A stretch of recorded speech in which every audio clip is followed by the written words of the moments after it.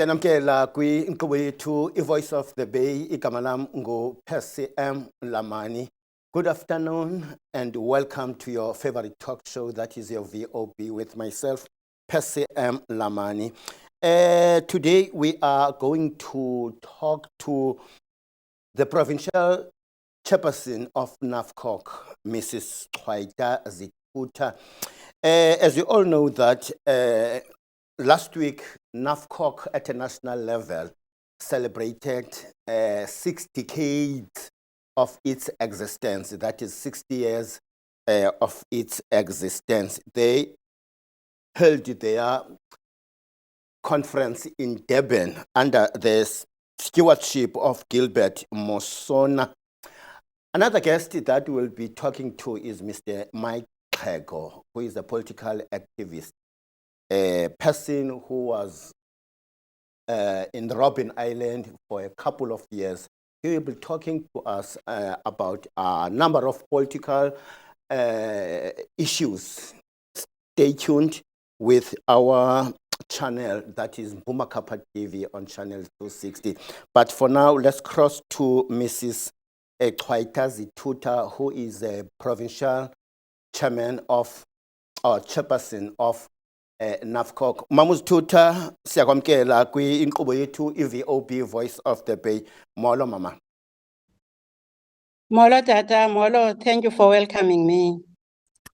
Enkosi kakhulu. Mrs. Chwaita Zithuta, last week, your organization, that is NAFCOC, celebrated its 60 years of its existence. Tell us more about NAFCOC. Thank you very much. Mr. Lamani. NAFCOC is an abbreviation for National African Federated Chamber of Commerce and Industry. Yes, you are quite right. I'm head over heels. I'm so excited. I am coming from celebrating the milestone that NAFCOC has throughout its existence. We are going to be, yes, thank you so much. NAFCOC is one of the oldest business chambers, and it is the one of the largest chambers because it's got many members that are affiliated to it. It is very credible and very progressive. And the existence of NAFCOC was formed as a pillar for economic transformation, as you might know. Yes. There are people of noble character, people who saw it fit during their frustration when they were unable to trade, even in townships where they were residing, because of the laws that were not allowing them to do that time. Those people are the founder members of NAFCOC. We're talking about people like Dr. Maponya. We're talking about people like Dr. Sam Ntonyane, Tatu Nkonyeni, Tatu Likomo, and others. Those are the founder members of NAFCOC. I was very much impressed because our national president invited their families.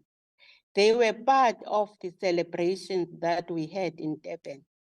And that meant a lot to us as members of NAFCOC because we need to remember where we are coming from.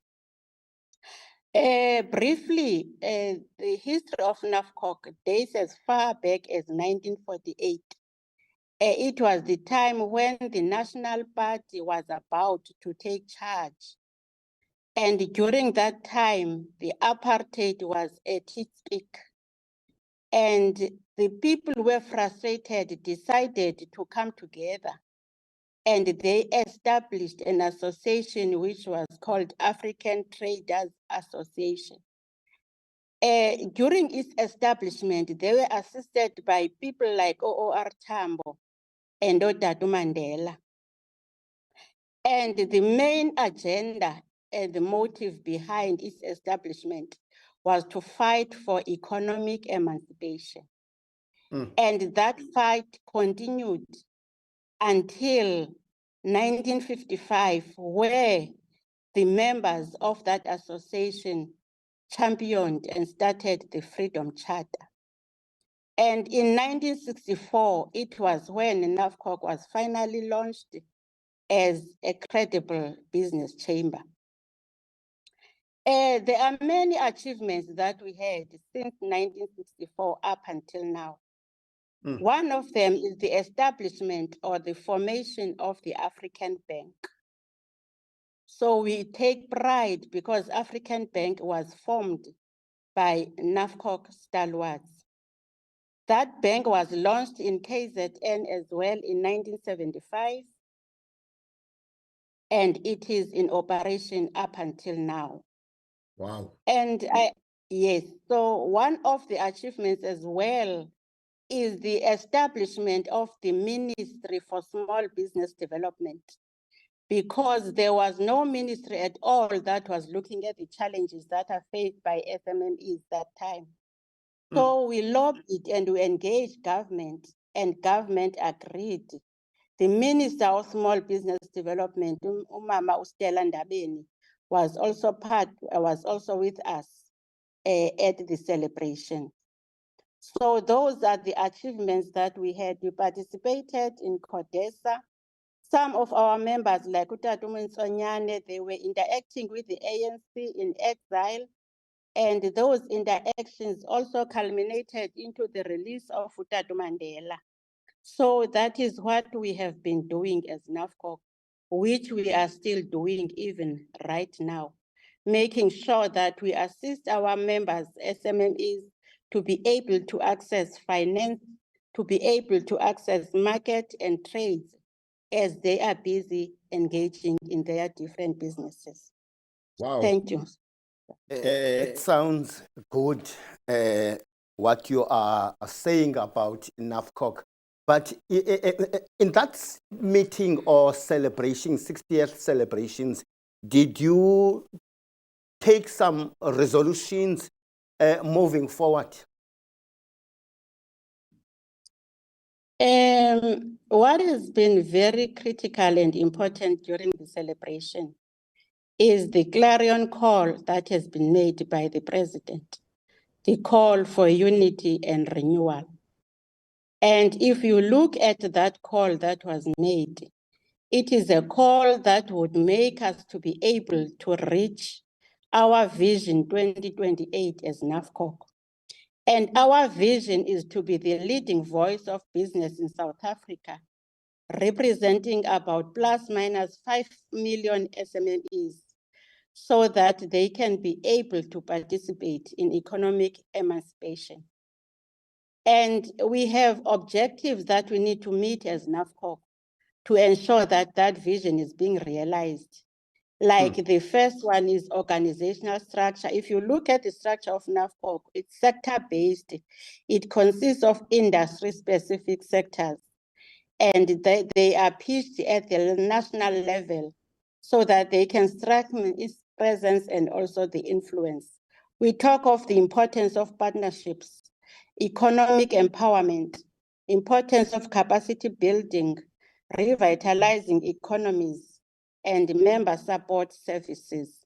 So those are the objectives that are critical that would make us to be able to achieve our 2028 vision. We will be able to do that by working towards achieving these objectives, and NAFCOC seeks to make a meaningful impact on South Africa's economy, empowering SMMEs and promoting economic growth. Sasazi, that was not a conference, it was a celebration. And we were, yes, we were excited celebrating. So we do not have conference resolutions, but there was an announcement that was made, a proclamation that was made by the president in pursuit of calling for unity within NAFCOC members. Because if we are not united, there is a saying which is saying, united we stand, divided we fall. If we're not united, we won't be able to accomplish what we want to accomplish. And other chambers of another color will take charge and thrive because we're still fighting, then they would see an opportunity for them. So there is a call for unity, And that was what was emphasized. And the president made a strategic intervention in terms of unifying all the provinces. If there are certain groupings within a province, those groups are being recognized, they are going to come together and form one steering committee that will drive the unity process across provinces and also nationally. And the whole process will be driven by the national leadership. So we need to come together, we need to be united so that we are able to achieve what we want to achieve. Thank you.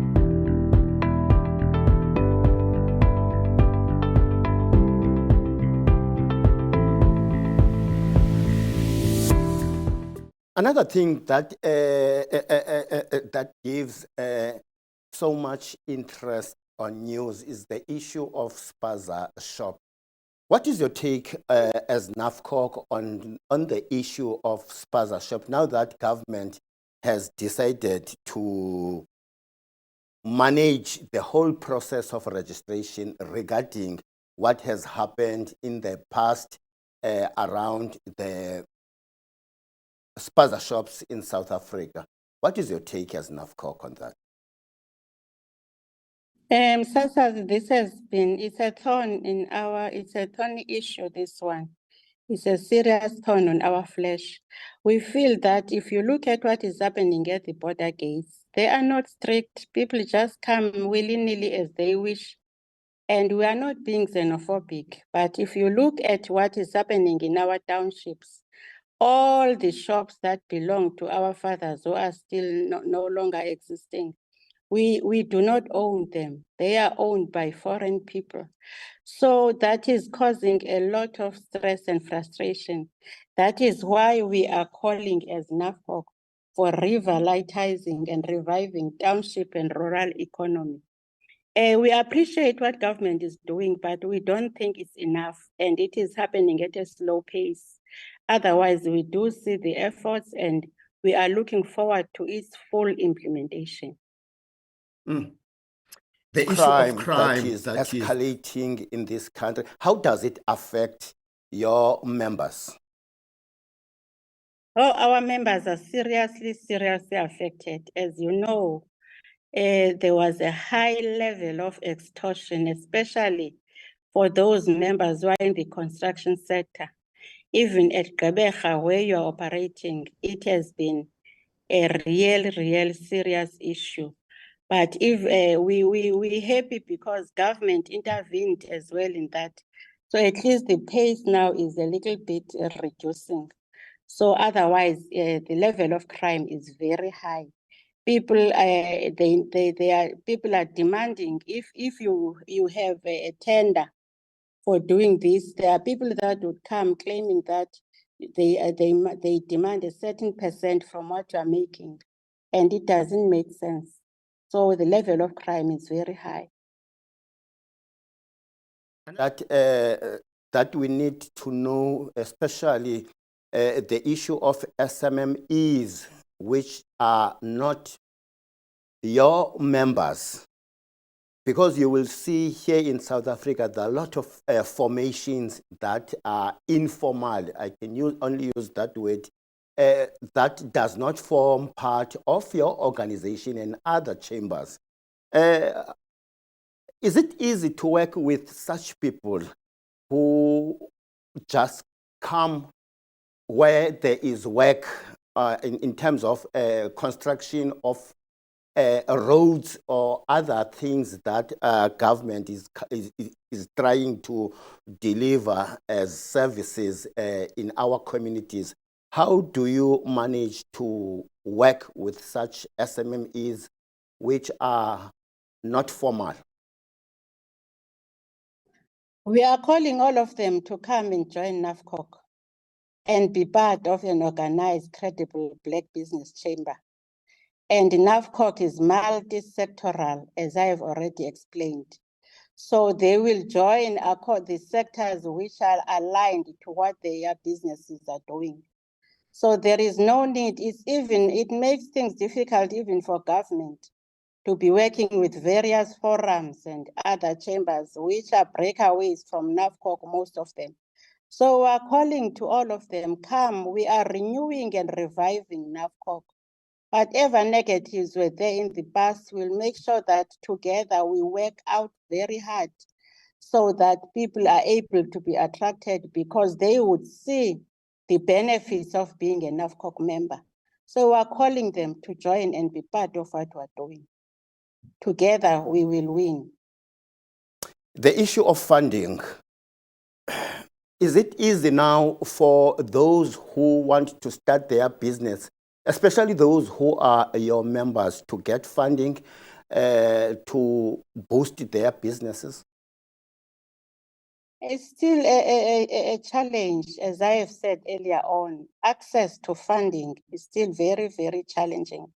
But we are trying our level best to expose our members to institutions where there is funding, where especially the development funding institutions, where they could be able to be assisted. Like when we were in Durban, institutions like OSEFA, they presented their opportunities of funding. So we do assist them and expose them to such opportunities. Some are struggling even to access markets. Some that are in agriculture, they grow vegetables and etc., but they don't have markets to export them or to sell them. So those are the challenges we are contending with, but we are assisting our members. Let's look at the women in business.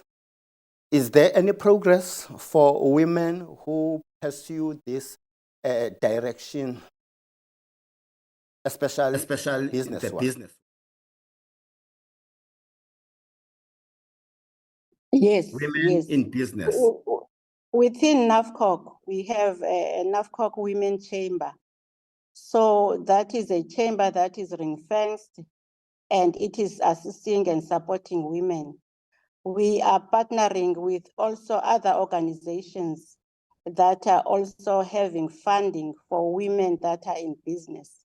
So there are opportunities for women, although there is still some stereotypes, some gender challenges, because men would think that they are more superior and they are the ones who should be accessing business opportunities more than women. But we are fighting for women's rights.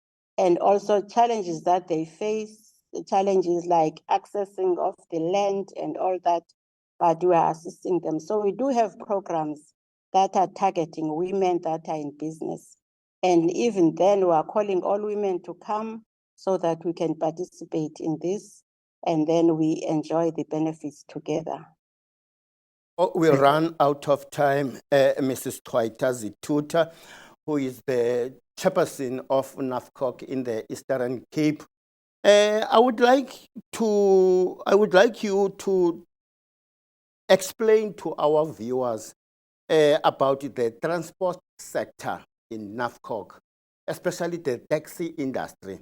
As we all know that there are a lot of challenges within that sector, and yet there is a lot of violence and people who are dying on a daily basis because of their frustrations with government. Tell us more. Yeah, no, I think what you're saying is right. This is what is happening currently. But the MEC for Transport, Utadungata, is very, very much active and instrumental in addressing those challenges. Otherwise, even our members that are in the transport sector, their experiences, challenges, as you have alluded to.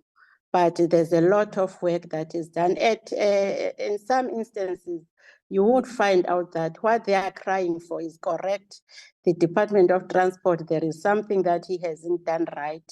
But okay, all those issues must be dealt with through the negotiation processes and not through the striking processes. Otherwise, challenges are there, but they are being addressed as they come. Thank you very much for talking to us. Thank you very much, Nsasasi. Ndiyabulela kakhulu nami. Enkosi, good night. Luphela njalo ke ulodliwano-ndlebe naye uprovincial chairperson we-NAFCOC Mrs. Chwaita Zithutha apha kwinkqubo yakho i-VOB Voice of the Bay with myself Percy M. Sabaleka singasevenkileni emveni kwevenkile sikunye naye umhlekazi uMike Gaqheka.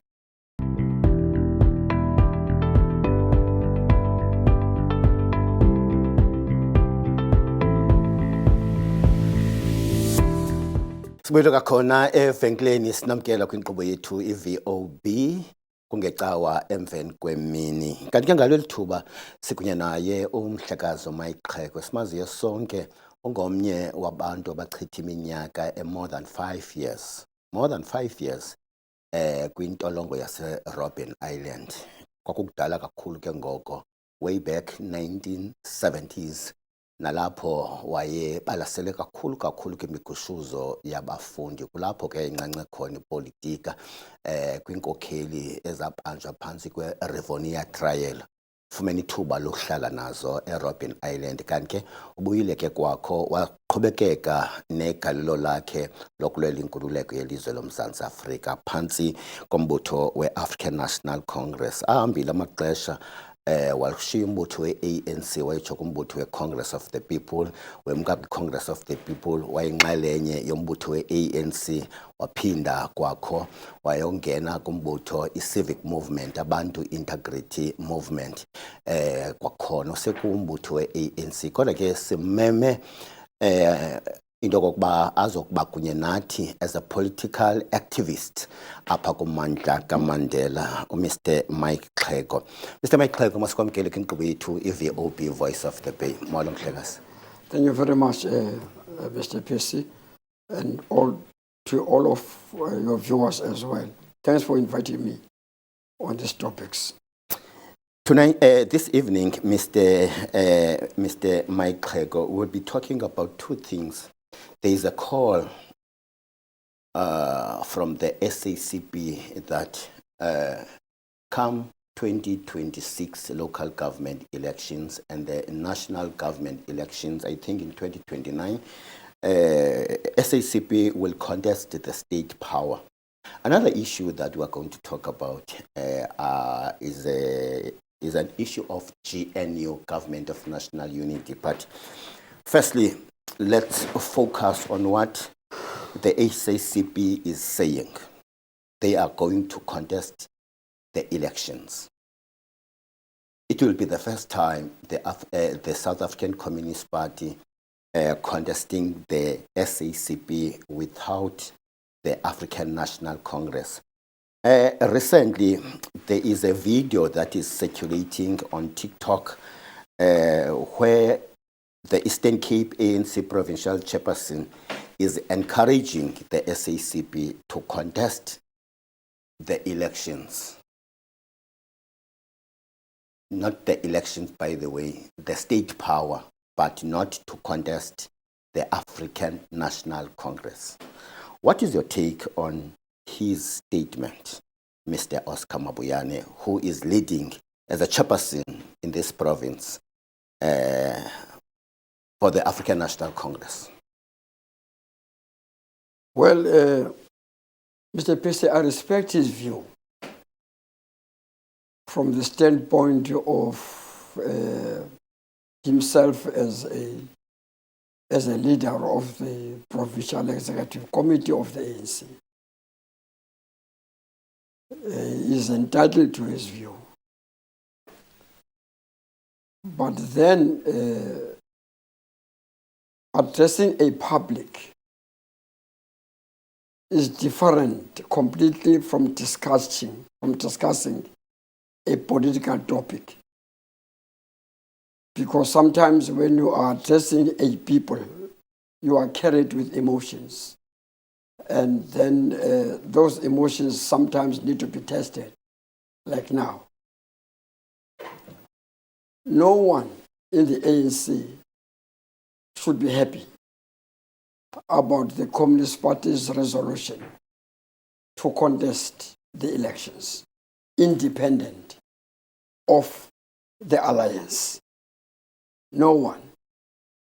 More especially when a person of that stature goes and endorses that stance, seem to be encouraging it without giving some substance to his encouragement. I saw that clip, but I was worried about the fact that some people are saying the conditions are ripe for the Communist Party to stand on its own and contest the African National Congress and all other parties that shall be involved in the local government elections. My take on this, as you're asking, is a very, very, very bad decision. It's a very, very uncalled for decision. It's so unfortunate that it is not just a decision of the political bureau, in this instance of the National Executive Committee of the Communist Party. It is a decision of the conference of the Communist Party. It's going to be difficult to change it because only that conference can change that decision. But it was a bad resolution. Why? Because, you know, Percy, as I was saying, is emotions driven. Emotions driven, not taking into account the conditions present. And the conditions present has to do predominantly with the readiness of the factory worker, of the proletariat, of the working class. And that readiness is not a match for the drop of VAT 2%, or it's not a match for a better wage. It's something much more serious than these two. It is about the consciousness, readiness of the working class within the trade unions, whether they are prepared to implement that particular decision. The consciousness of the working class in this country is not ready for that, because the consciousness of the workers in this country is trade union driven, because they are locked in the factories and in the sponsor shops as members of the unions. What has been lacking is the Communist Party presence in the factories, so that this decision is not implemented by emotions on the platforms like Comrade Mabuyangwe, because it's away from there. It is a decision that can only be implemented with a conscious worker. Conscious worker means that it must accept that the power at one stage must move from one class, in this instance, the property class, into the hands of the proletariat. Or there should be a conducive atmosphere to propel the working class to move forward, first into a people's democracy, like we did in 1994, and a people's economy, to make sure that some important decisions should be taken about the redistribution of wealth, the nationalization of the banks, the introduction of production implements to the peasantry in the Transkei and other rural areas, helping them to plow without the pain of having to go to the banks and take loans. Both that sector, the peasant in the Transkei, is not ready for this, because we have not done enough for that. This side, the working class, is not ready, because we have not done political work within the trade union for this type of an action. That's the first point. The second point is, elections is money. We are working with money on a daily basis. It's not emotions. You go to an election on the basis of having amassed enough funds for such a project. I doubt that the Communist Party has got enough money to drive such a project, to get people to rally around it, to get into buying some material, that vehicles and a lot of people, volunteers, to move into that space. I don't think they're ready for that. We'll talk more about this decision of contesting state power by the SACP Yes. after their commercial ad. When we come back, we'll talk more. Yes. But for now, let's go for a commercial ad break.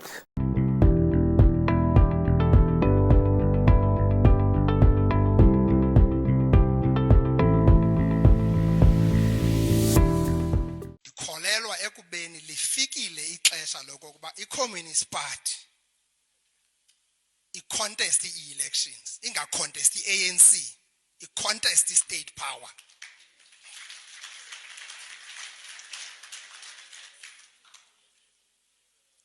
Because, comrades, whether we like to hear the idea or not, we are in a space, a coalition government.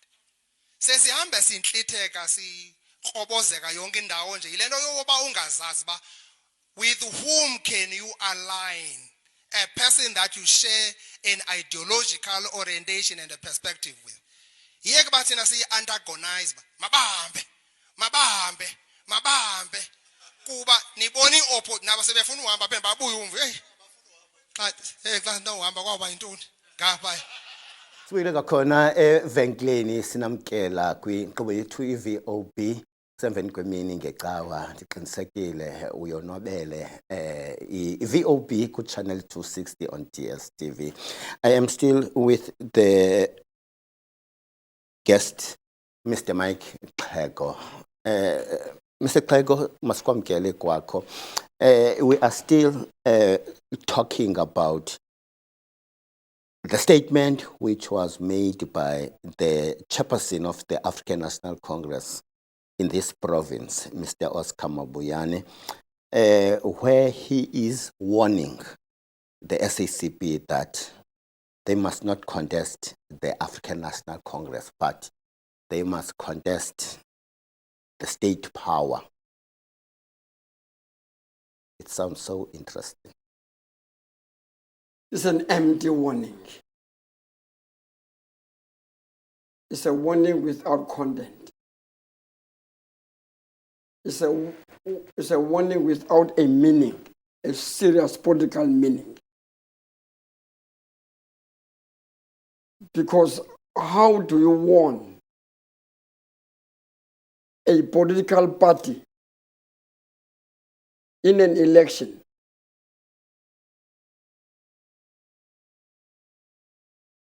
not to contest another political party? He must only contest the running of governance. How to separate the two? Because the voter that is going to the ballot box doesn't care about your warning.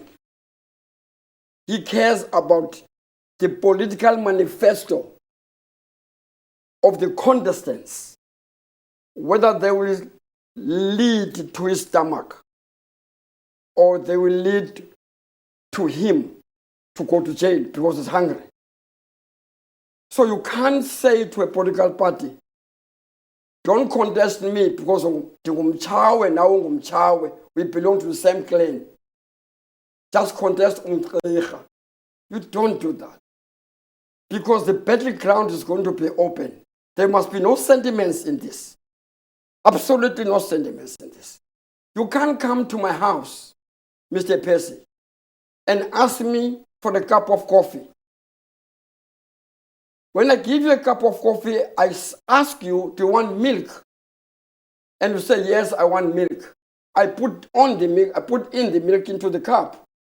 Immediately that milk mixes with that black coffee. The black molecules of that coffee changes color. They become brown. The white molecules of that milk changes the moment they mix with that coffee. They become brown. How on earth now later on you are telling me that no, you had made a mistake. You want the milk out of that black coffee. The mixture has gone. A revolution has gone into that black coffee. And a revolution has gone into that white milk. They are now one mixture. So the mixture of the ANC, the Communist Party, and COSATU has been a mixture that's been there for many, many years. Mhlekazi Xhego uhambisa kwintetho yakhe uMr Mabuyane athi kulungile kwi-SACP to do that ngoba they will need the SACP to make a collusion rather than fumbling,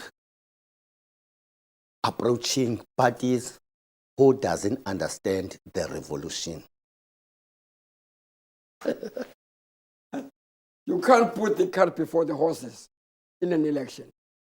Malema said he wants Shivambu to be finance minister if he can go to a mix with the ANC, putting the cart before the horses.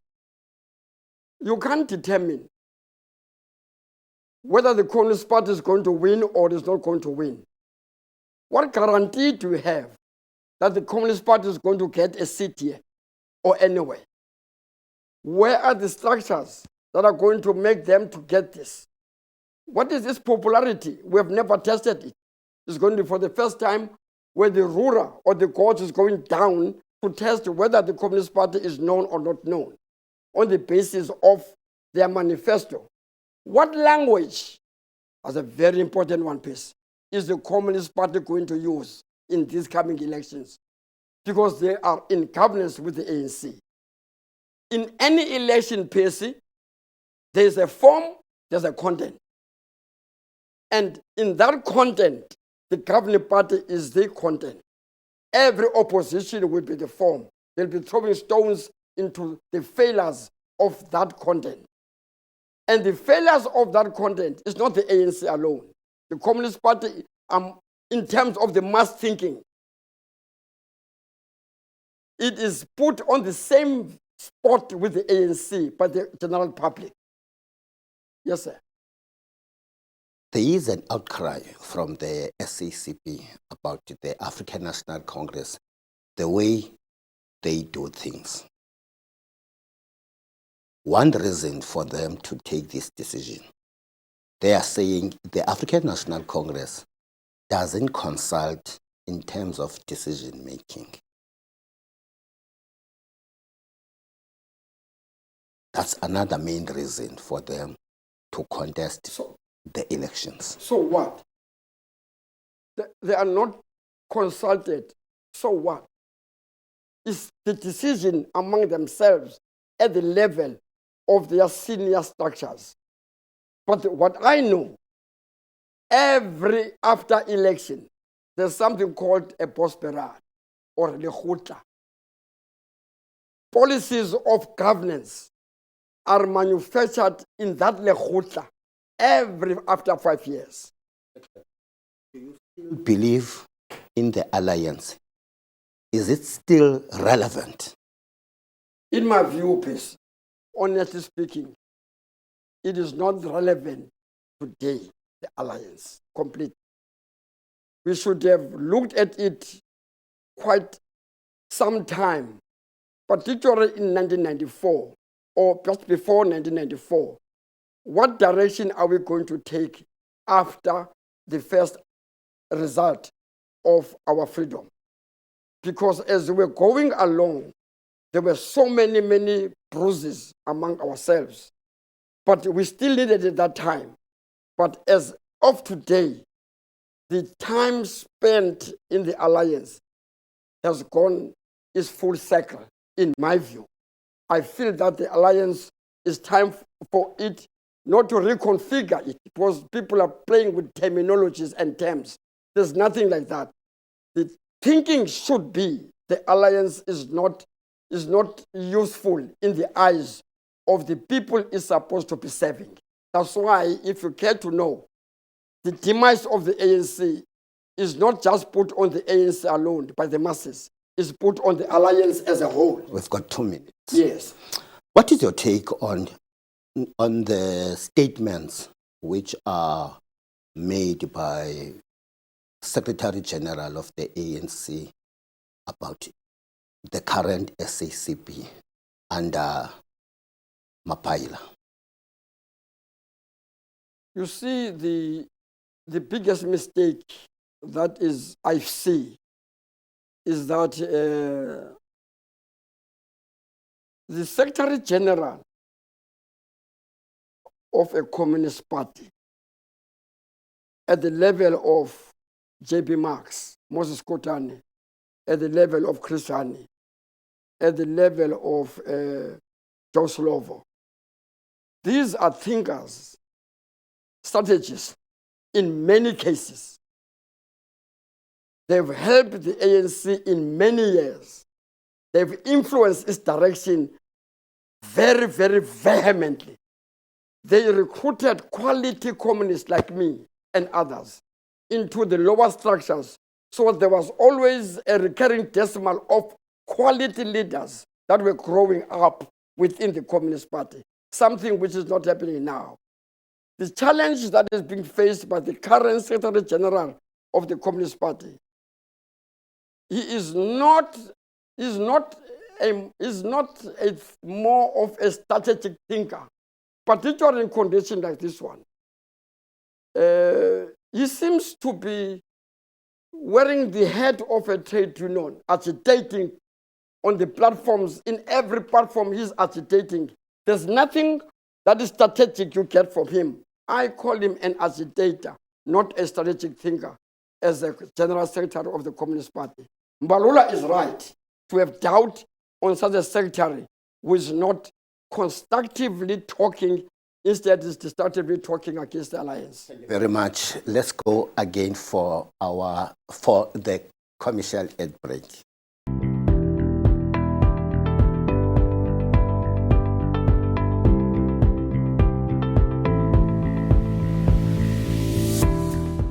Ntoza kuthi masinamkele kwakho kwinkqubo yethu i-VOB. Sesicela siqukumbela ke sisiya phaa kwintsimbi yesihlanu esekunye naye Mhlekazi Mike Xeko, political activist. Mr. X, siyakwamkela kwakho. Thanks very much, Mr. Percy. I enjoy your interviews.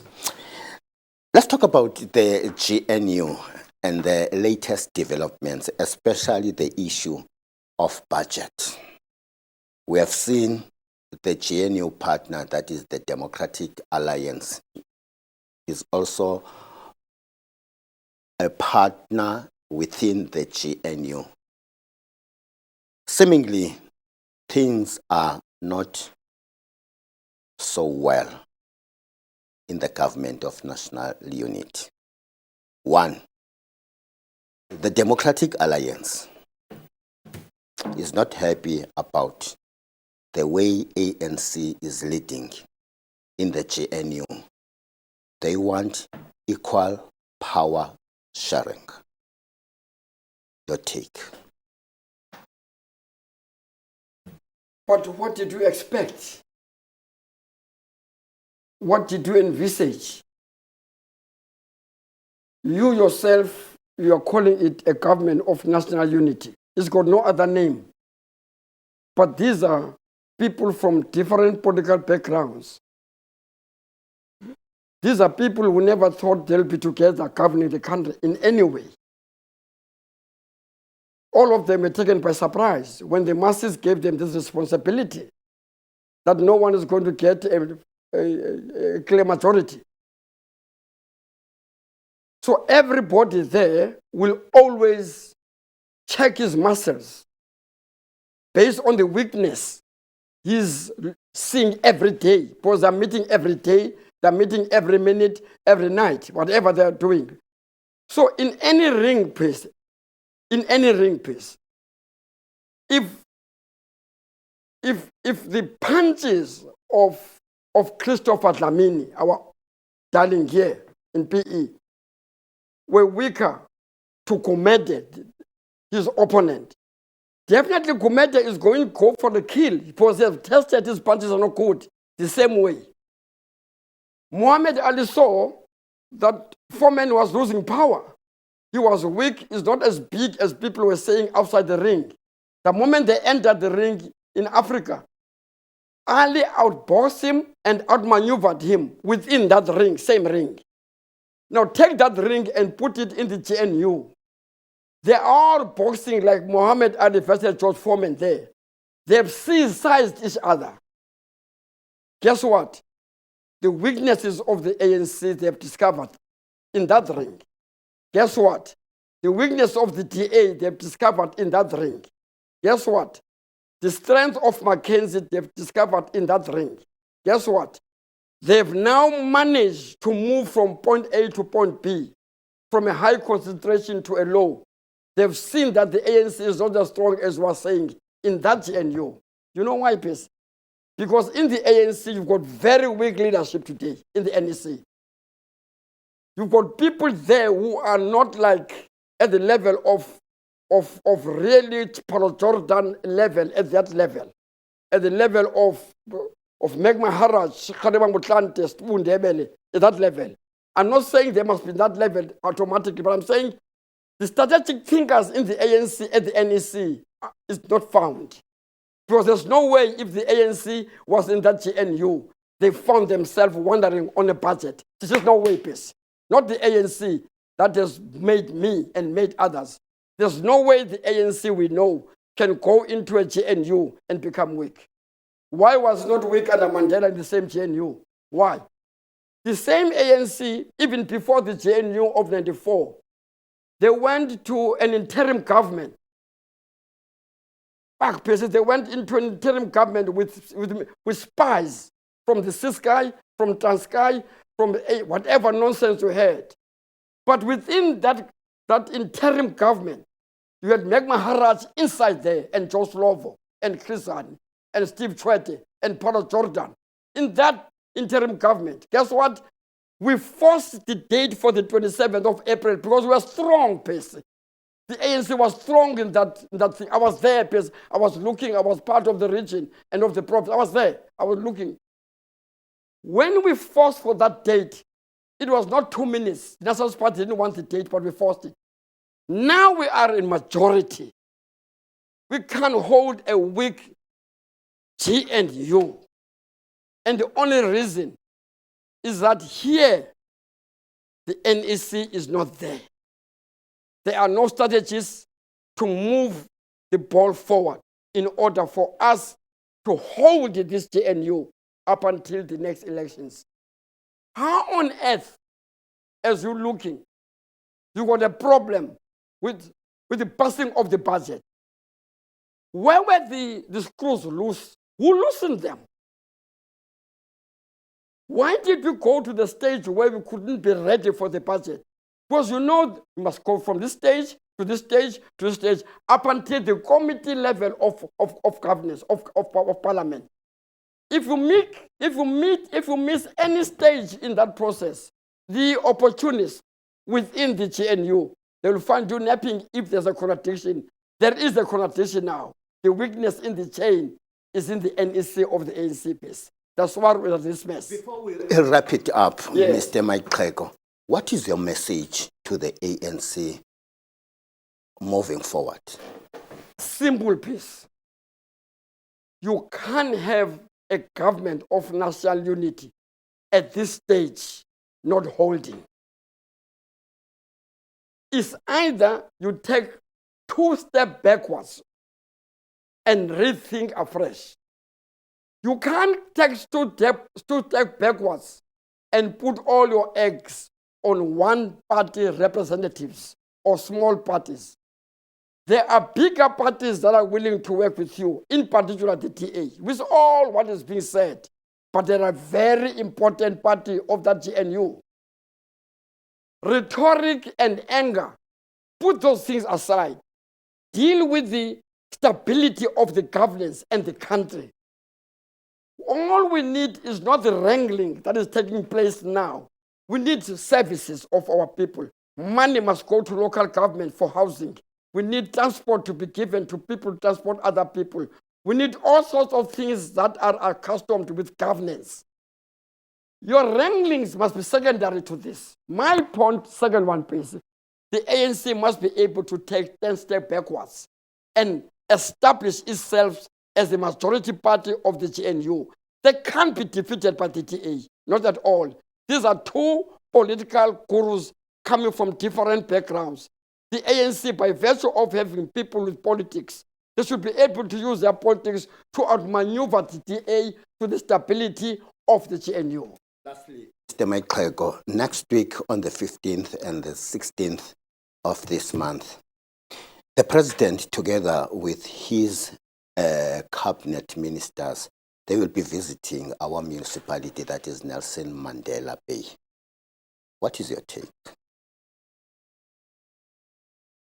Percy, you know, visits of presidents,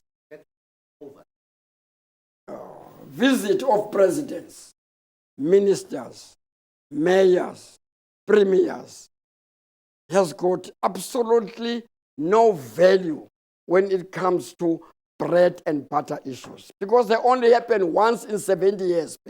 Once. When last were they here? After this visit, how many years between will they ever come again? We don't eat that. We don't buy that. All we need is not visit peace. Believe you me. We need resources to enable people we have entrusted to deliver to our people. Visit are just bourgeois walks and walkabout. We don't need those morality, bourgeois morality. The president is coming. Therefore, we must all be neat. We must all put ties, and we must all give him an umbrella and give him water. Fuck with that piece. We need money in the local government to make potholes to go away, to make roads to be tarred, to make roads to be painted white as well as yellow. Then the visit must come later. Because even if it comes, what value is it going to change in my life right now? Because I'm changing tires every day because of the potholes. Where is the money that must go to local government? When last did we build houses in PE? When last? Nzotoi was still not there at that time. The last time we built houses here was through Michael Nzotoi and others, when Comrade Mapo was still there.